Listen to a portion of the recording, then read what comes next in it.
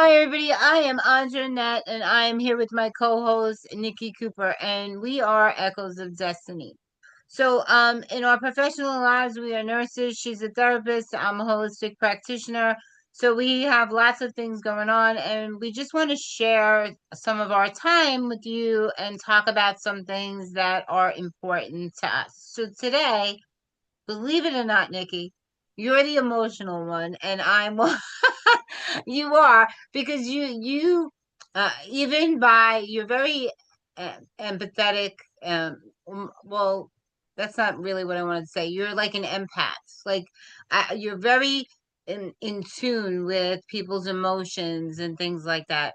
And I see that in a lot of the stories you create and what you verbalize, right? So I want to talk a little bit about that emotional side and how that sometimes suppressed emotions can really impact us in a physical way. So, um, any thoughts on what I just said?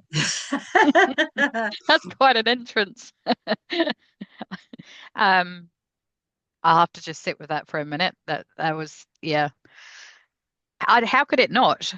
How could it not come from our emotions? We're emotional beings. We're sentient, feeling.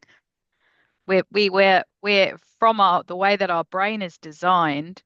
We go from a survival brain to get all of our physical needs met as infants, and then we go into a movement brain, and then we go into an emotional brain far before we go into a higher thinking brain. So, um, how could it not?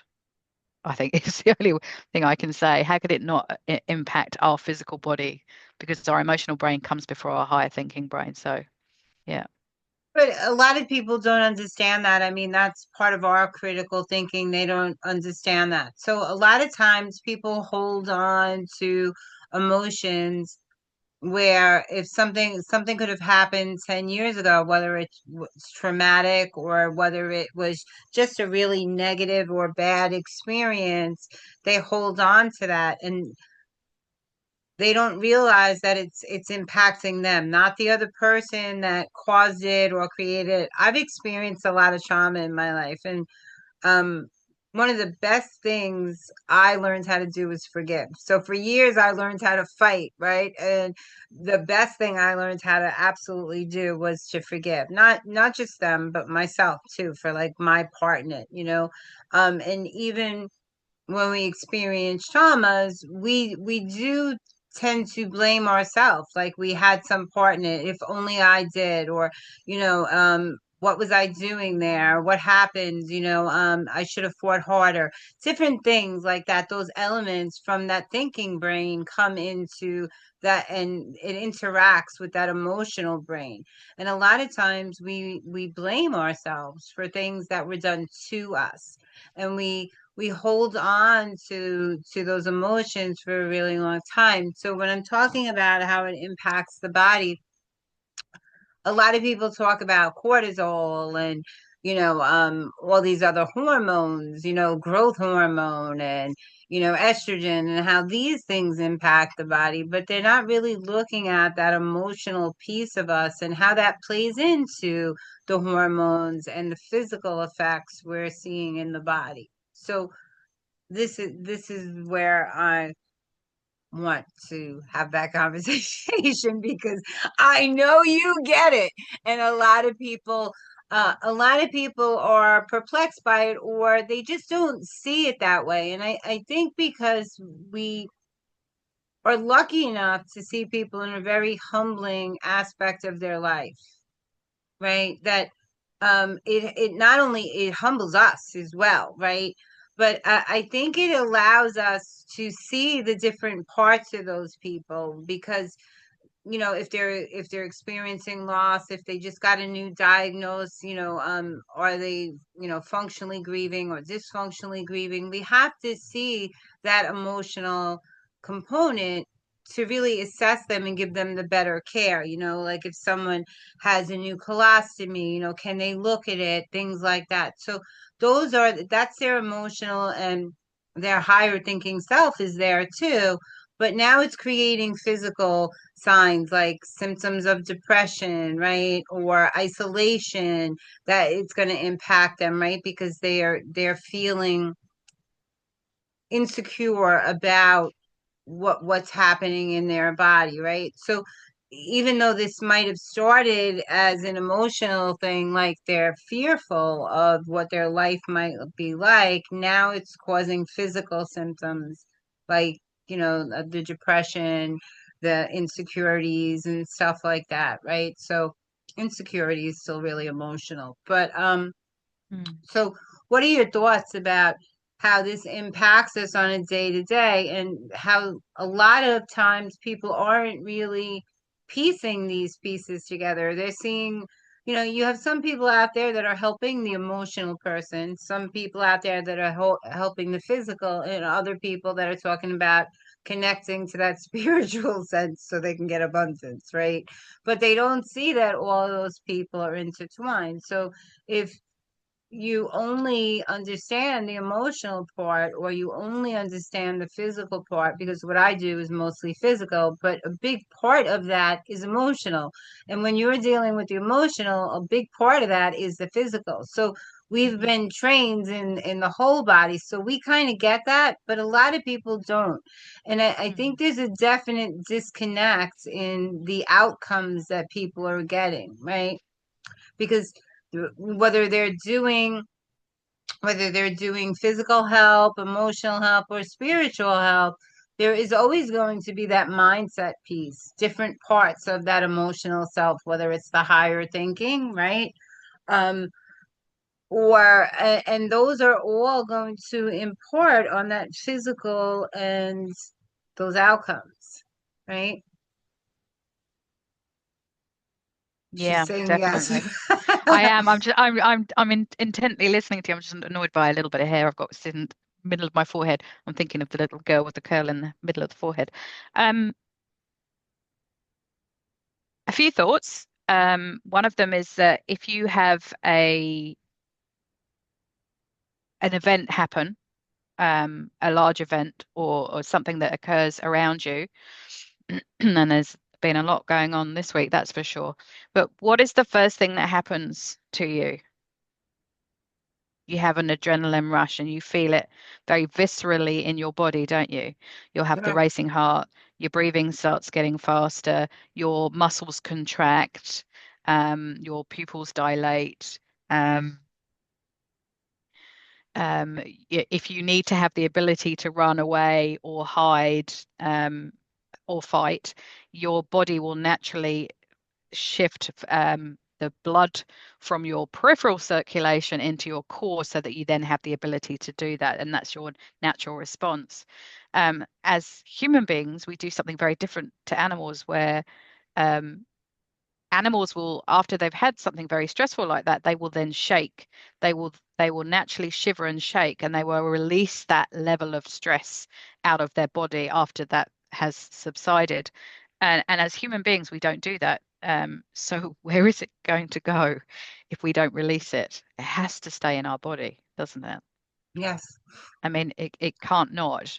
So I know for myself, having worked, and I know that you understand this, having worked at the very acute end of medicine for a number of years, when you're trying to hold space for somebody who's extremely fragile and vulnerable medically and emotionally and everything that's happening to them in those really critical stages of acute illness, they are responding to how you are responding.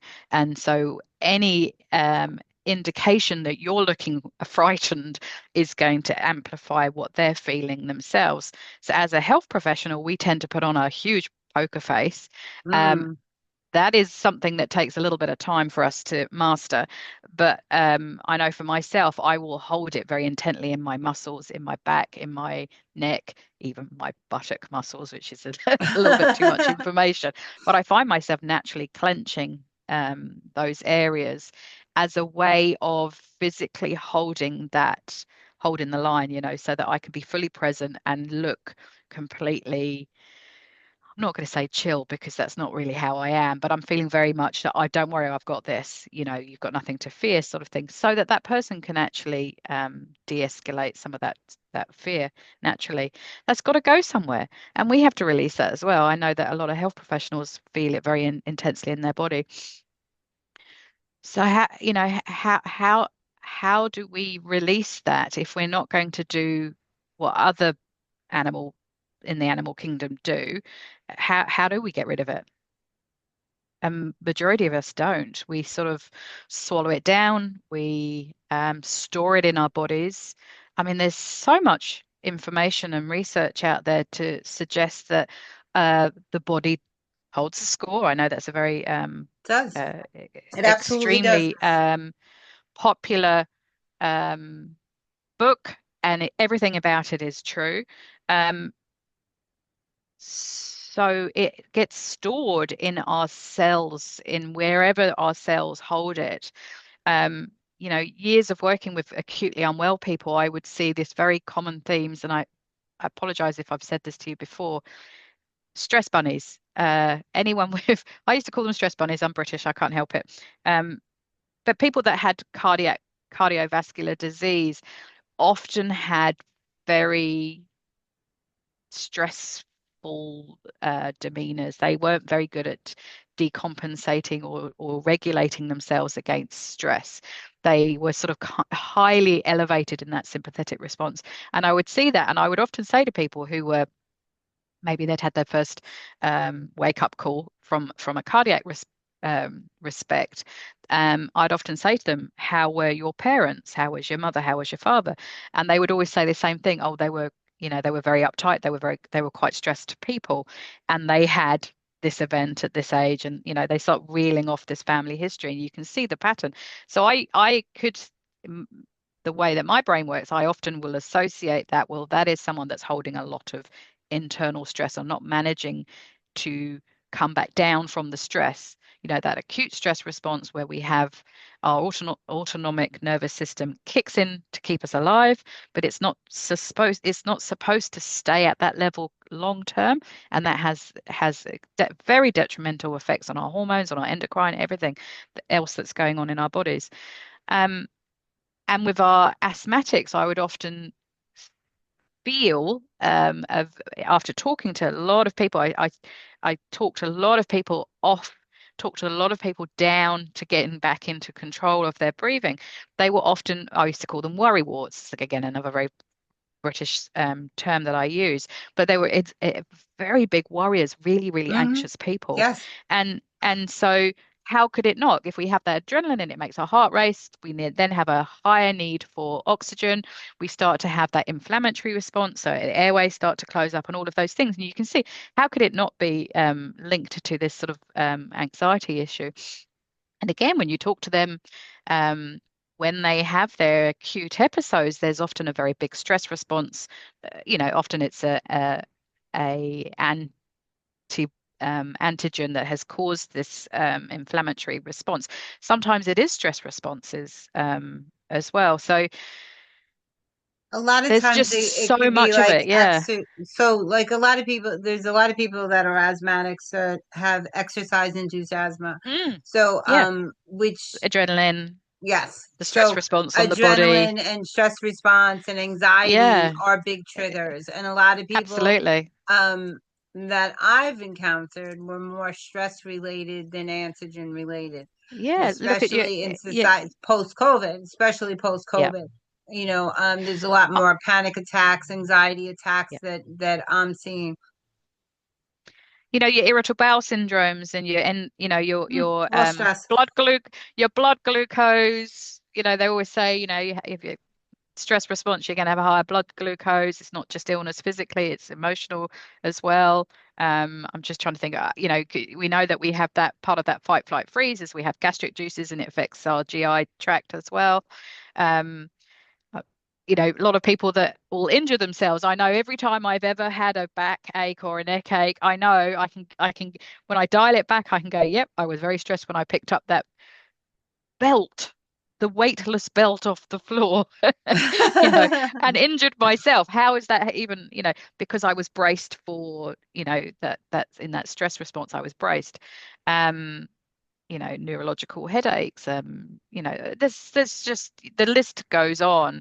A lot of the patients that I nursed many years before I went into critical care was in gastroenterology, and so they would often have this same scenario of um, why are you here? I've lost some weight. I've noticed I've lost some weight. I've got some abnormal blood results. I'm a little bit anemic. I'm very tired. You start to, as a clinician, you start to hear this sort of story and you think, oh yeah, I think I know where this is going.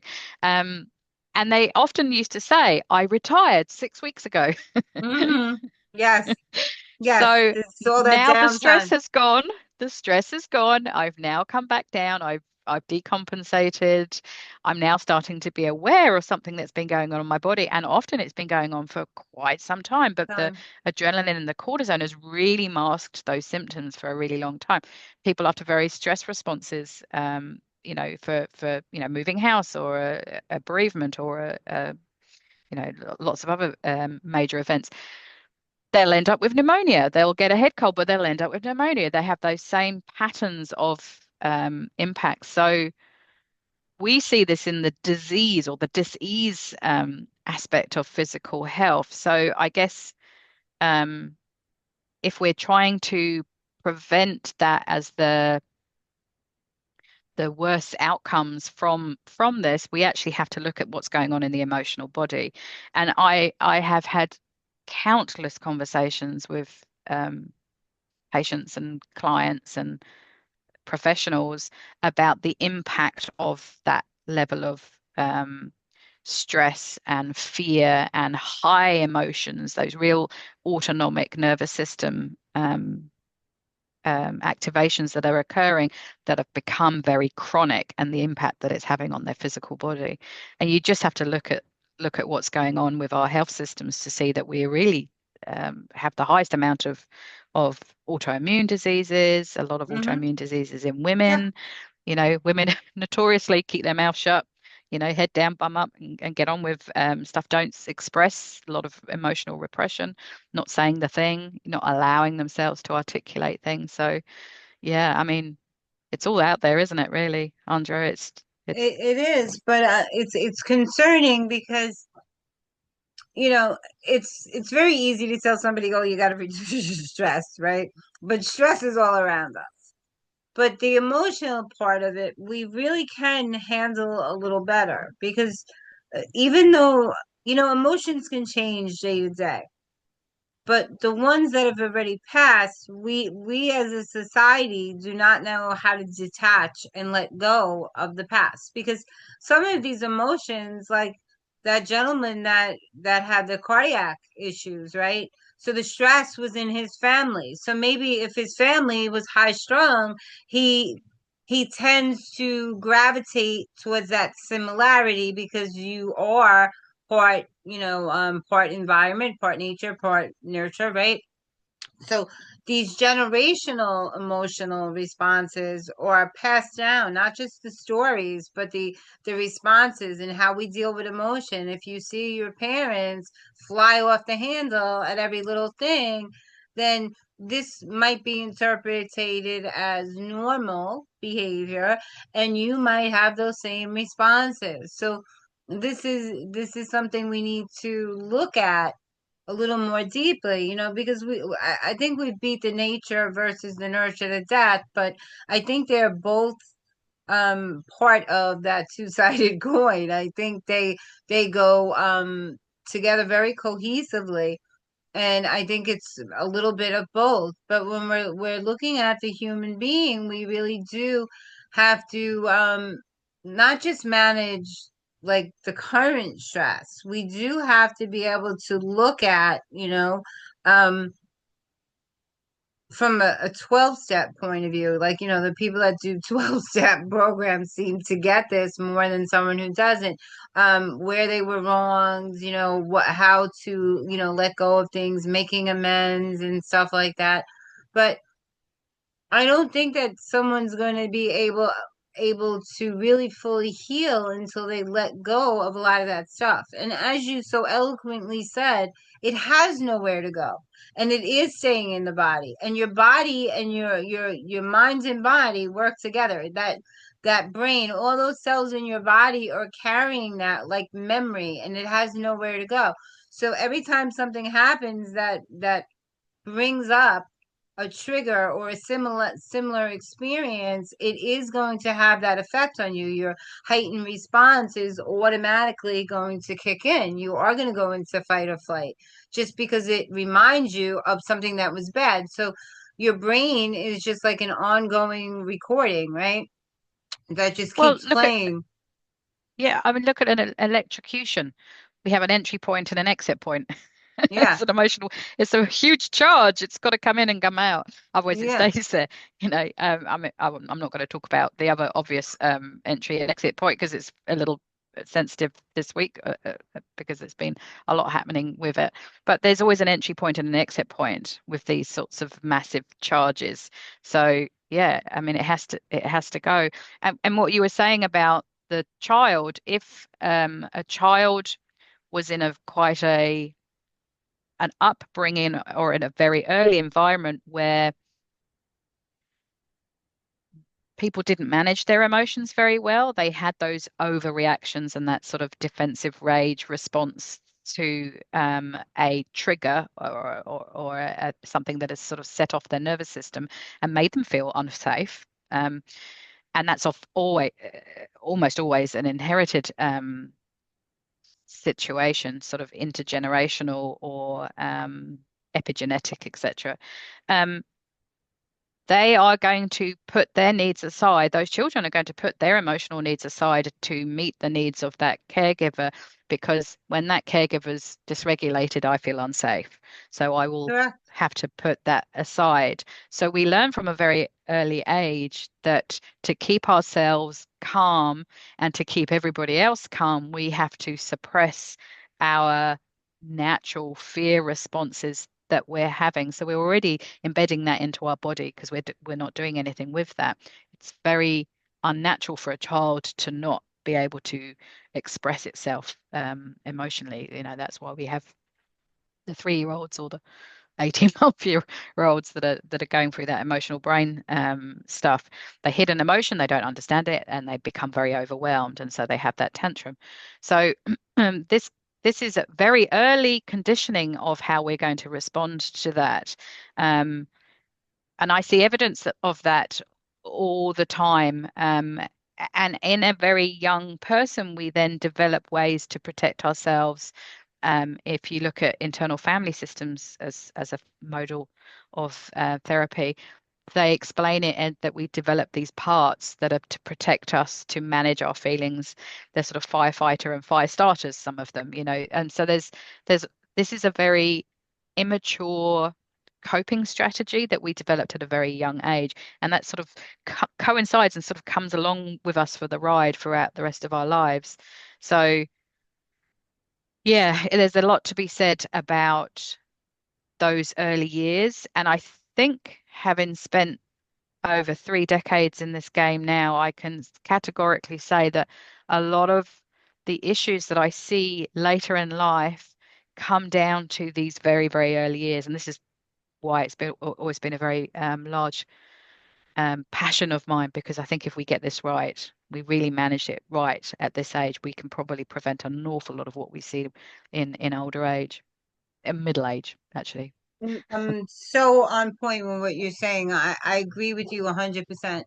So let's look forward towards our future. How can we instill these behaviors in our children, different behaviors in our children, if we ourselves don't possess them, right? So that's part of it. So like if someone was abused, they may become an abuser, right? Because you are what you were taught. So or you know if someone was taught love and care and compassionate, and they had their other needs met, then they're more likely to be able to meet the needs of others because they understand what it's like to have their needs met, right?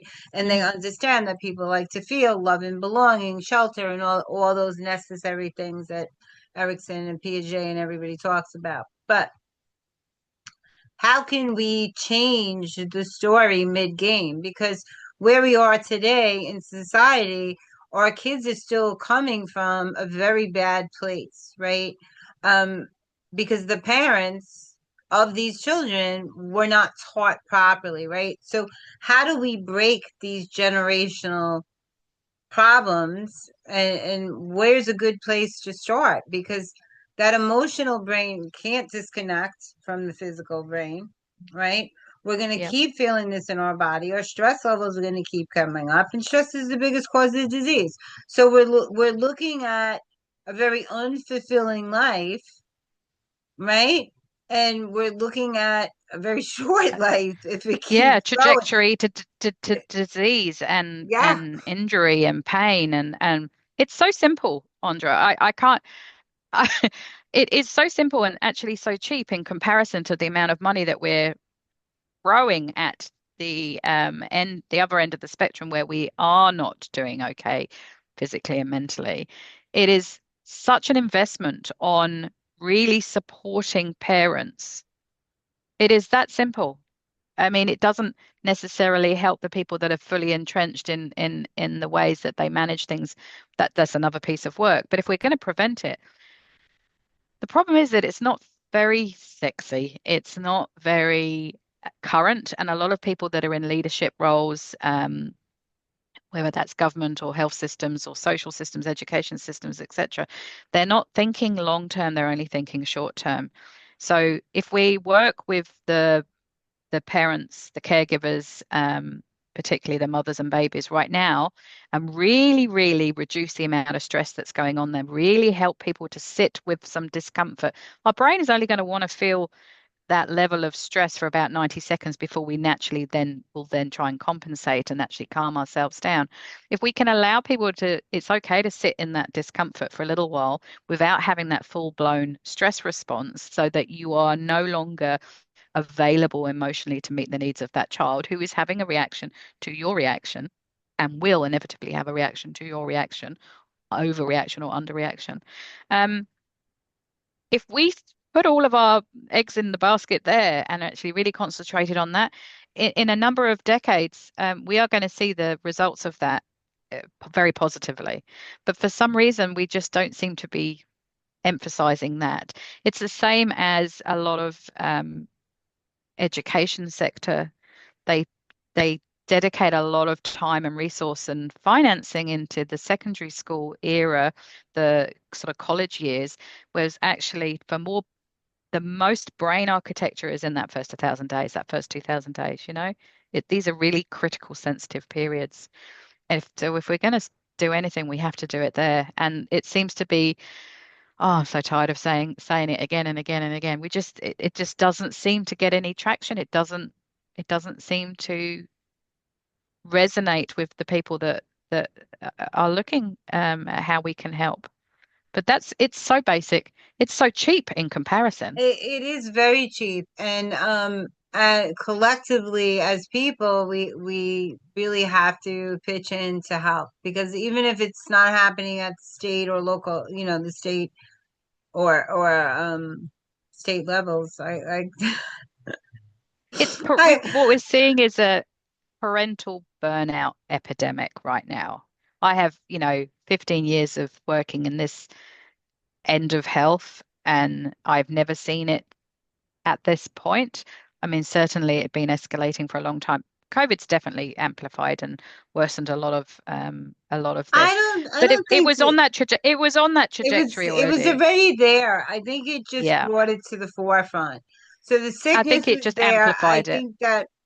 I think that we're more aware of what health looks like because it took that traumatic experience to wake people up, so to speak. Like that first cardiac event, that was something that Yeah. that kind of shook the nation and let people see that um, you know, um but for the where grace of God, right? But I where think I that see that it, yeah, sorry. okay, but I think that like at the state levels, nobody's really working on it. There's a lot of talk, and there's a lot of people, and I had to laugh before because there's a lot of people doing the same thing, sending hundreds of emails about the same thing, but nobody's really focusing on the real needs of the community, right?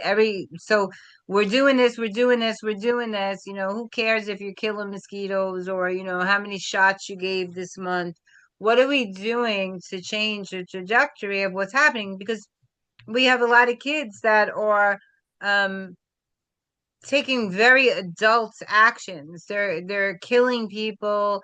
They're getting involved in gangs, and they're going to jail and all these things. They're on drugs, right? And more so than before, where you see a 10-year-old child with a gun in his hand, there's a real problem in the nation. And at individual state levels, maybe not so much is being done. And then, it's not making it to the federal levels. And if it is at the federal levels, they're just kind of bypassing it because guns bring money, right? So they're deciding they're making a risk versus the benefit of should we go for the money or should we go for the popular vote or the best case scenario for the world, right? Because if we don't interact, and the health of our nation is in a lot of trouble, you know. Crime is up everywhere, right? So everything is up. Sickness is up, crime is up. So it's not it doesn't look like it's going well for us, and it really is just a simple thing. So, The tip of the iceberg, really, of what's going on underneath everything else, they're all symptoms of a larger societal problem.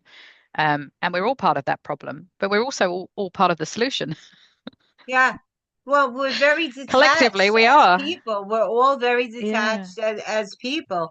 Even you know the hustle culture online, that's adding to that overstimuli. People don't detach and slow down, and people are stressed over whatever you're going to get done in today, you get done. Whatever you can't handle, then tomorrow's a new day, right? But beating yourself up about not finishing that list or doing that thing is it So doesn't make what? sense. It doesn't make sense, but people are like, "Oh my God, I had seven more things to I'm do today." such a failure. Yeah. But we have to stop like over rationalizing um the very minute things that are happening and really start trying to create a better justification for why we're not acting on things that are important, like our Mm. children and their Mhm. safety and their health, because safety, health, belonging, love, those are all the things that they should have had in those first 2000 days, Yeah. right? So if they're not having it at age 10 or age 11, how are we going to turn that around? So we need to put programs in place because uh, the reality is that a lot of people are raising children independently. There's a lot of single family homes, and they just don't have the support. And then they don't have the support in the schools either, because these programs aren't being taught, right? There's not enough interaction. Like when I went to high school, we had in grammar school too. Like grammar school, we all went bowling together, like a societal bowling thing. We on days of the week. In high school, we had wood shop and metal shop and BOCES and all these things to teach us skills and make us feel productive. It wasn't all about what's in the book, because chances are it doesn't matter what those kids learn, because if they don't survive to a normal age, does it really matter what they learned from grades? Mm. Because that's what's happening. The kids are dying all over the world, right? You know, and it Do just we it really need to have a photographic brain of recall? Is that going to help us in the long term? yeah. There was an incredible educator. a neuroscience educator I watched once, and he was talking about um, you've got two kids, right? They're both age 5. Um, one of them is can count to 100, is really um, you know, knows all the colors, the shapes, everything, just off the scale with that knowledge. And then you've got this other kid that thinks he can count to 20 most of the time. On a good day, he can count to 30. He thinks he thinks I'm going to say this a very Kiwi thing. We say he thinks he's a bit of a dick most of the time. He thinks he's kind of like he's an okay person. Um, which one of these is most likely to have a mental health problem out of these two children? Probably both. Probably I would both. say the way that he explained this was that the child that can count to 100, if you then say what comes after 100, what happens to that child? He goes into stress because he Goes into doesn't know. stress. He Yeah. hasn't been taught, right? Yep. Whereas the kid that's pretty cool, he's a bit of a, bit of a, he's much more chill, much more relaxed. He's kind of very accepting of that. Sometimes he's okay and sometimes he's not okay, etc. Whereas the kid that's put a lot of pressure on himself to be the best, he's actually already bypassed the emotional brain and gone straight to the higher thinking brain. So which kid is most likely to go to university and thrive? It's probably going to be this kid because he is able to manage himself emotionally, whereas this kid possibly can't. So how is that going to benefit them in the long term? We we have to work with the brain that they're in. We can't bypass that. We actually have And to that's at part of by it age too. eight, by age 8, both those kids are going to be pretty equal. You know, when kids start at a new entrance that start at kindergarten, I know it is in the States, kindergarten age school, they're going to be taught all of this stuff. But emotional intelligence and emotional competence is something that has to come way before everything else. Because otherwise, when they get a stress and they get a pressure, they are not going to know how to handle it. They're not going to be able to manage themselves emotionally, which is what then causes you to how do we cope in an emergency? You've been to codes where as soon as you lose your head, everything goes to custard. We have to stay I don't calm lose in my that head in situation. emergencies. No, no, I'm not I calmed emotionally good. down. I actually calmed down. That took me years to work that out. Yeah, That it's that's reached when it's I'm reached best. worst. It's actually reached the worst case scenario. It can't get any worse, and I would actually calm down. But do you know what I mean? It's like that when we have that somebody puts pressure on us, and then we fold because we don't know how to handle that amount of pressure and stress. So, to make our children very high achieving when they haven't mastered the emotional mastery that we need to have to that secure base safe haven. We haven't mastered this one thing that we need to master to really thrive. And I think this is where a lot of our issues come from, is that we've kind of bypassed that natural. When we do grounding, we work back, don't we? We look at things, we go back to all those grounding senses, what we see, what we hear, what we feel, breath work, very sort of somatic and very relaxed. We actually go back down through the brains. Because we're sitting in a panic, we're sitting in our brainstem, we have to go into movement. We do breathing, we go for a walk, we stand on grass, or we ground ourselves, whatever it is.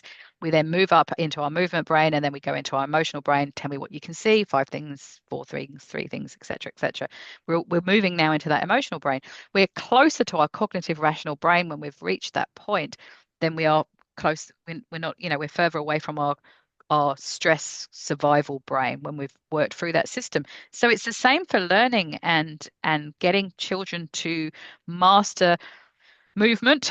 We can master movement. We have a few tumbles and then we master it. The neuroplasticity is all, firing, and that's how we have repetition. We do this, and then we have the architecture there, and we know we're going to master that. We've ticked that one off. Then we go up to emotional mastery. But it does feel like we're kind of bypassing that and we're going straight for that higher thinking. You can't, you won't. This is not success. This No, is no. I'm memorizing, and it's a I'm lot of kind of pressure on your. regressing. Yeah, Uh, totally. And so mm, if we're going to really address that, I'm talking to teachers right now who are saying that 80% of the time, this is primary school age, um, we we are we are 80% of the time putting out fires. So there's no curriculum happening here anyway because we're having to put out fires. I mean, these are scary, but this is It the is. reality of what our It's educators sad. and so yeah, if we don't do something quite radical and very basic and very cheap and go right back to the beginning, I think we're I'm gonna have trying issues. to add my take. I'm doing all these little songs to teach them I see emotions it. and movements, and Uh, a lot of my books it's teach so basic, but grounding. it's so But I mean, needed. I think it's the bear who forgot to breathe. Who I think that one is where I teach them grounding exercise. Mm, The other one is reducing stress and stuff. But all of the books have these things in mind. That's what I'm doing the books for, because I see in everyday life.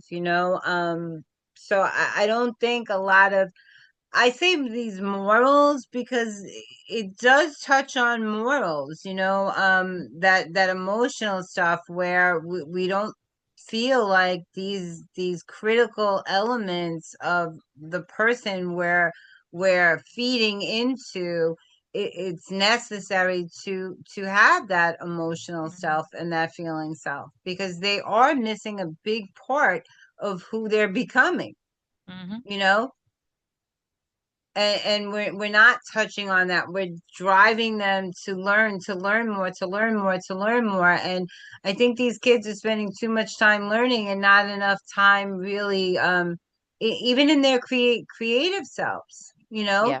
because there's different kinds of rests. Mm, So a lot of times kids come home and they're so tired, that because they're not experiencing that creative rest, they're not having that social rest, right, where yeah, they're out and they're interact. they're a shaken bottle of fizz with the lid Yeah, blowing so off. it's crazy, they're like wired for sound. They're getting up so early in the morning when their little bodies should still be sleeping, right? And I think we're setting a very bad precedent, and I think that if we don't start advocating and allocating more money into the development of educating the parents as well, and the parents need to know what their children are really learning in school because They need to be an active participant as opposed to, but it's hard when not. some of them are single family parents. Then we have to prioritize this. This has to be our one of our biggest priorities. I see it as a public health emergency really now at the moment. It's probably I think it's one of the biggest priorities we have in public health now. And it seems to be the one thing that we're not Not doing focusing particularly well, on. not focusing on, it's I say to when I work with people that are working with this mother and baby, because the common denominator is that every single one of us has had a mother, right? Yes. So I'm pretty sure some of our own mothers were feeling this way as well. But the relationship is the client. Um, the relationship between the caregiver and the infant is the client. That has to be the priority, is actually getting that. However that works, whatever we have to do, that has to be where we invest our biggest focus right now. Um, I don't know how we can't not do this. It's yeah, it's sad. It is I think what's driving so much of what's going on societally. Yeah. I think I so know too, I look at the burnout in a lot of the health professionals that we're seeing, Andrea. You know that we're hemorrhaging staff worldwide, globally. We're hemorrhaging staff from all aspects, and it's not burnout. everybody's retiring too. I I've I've come to Everybody's the retiring, doctors, nurses. Yeah, Yeah, because it's moral injury. This is not what I signed up for. This is, we've got to talk about the elephant in the room. This is not right that we are not prioritizing what's really has to be at the forefront. yeah. You know this at the end of everybody's life. No one's talking about how much they earned, how much they learned, how much they Nobody. acquired. No, Nobody. They're talking about love, loving Connection, themselves, having peace with themselves, their connection. relationships. It's not your co-workers and your ex-bosses that are coming in to see you. It is the people that matter. The relationship is at the beginning of your life is equal to the relationship that's important at the end of your life. This is has to be our core work. And until we do that, we are going to continue, I think, sadly, on this projectile. It Yeah, is a projectile. yeah, it's a never-ending projectile. So we'll Yeah, we'll talk more about this, but in different aspects of this. Guys, we talk about these issues, and we're not trying to beat them to death. We are trying to let you know what's going on out there and what's happening in society, because we do have a say in what happens. It's one thing to live in a community, it's another thing to take part in that community and have a say in what goes on. When we talk about politics and the people that, and politics is big right now, especially after that shooting, everybody's talking about their say and their say. But we're electing people that are choosing not to elect us at the center. And what's important for our families, for our futures, for that physical and that emotional self, because health is taking a nosedive. The age range is going to go down. It's going to plummet.